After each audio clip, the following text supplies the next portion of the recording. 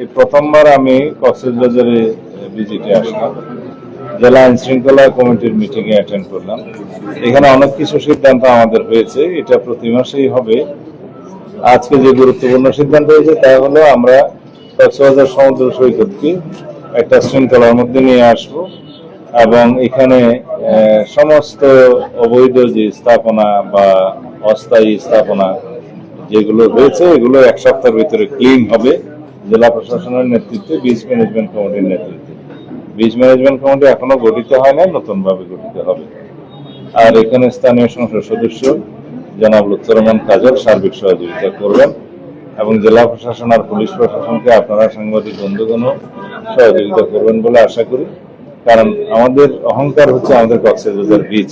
সারা বাংলাদেশে একটাই জায়গা আছে ভ্রমণের জন্য নাম্বার 1 তালিকায়, সেটা কক্সবাজার সমুদ্র সৈকত।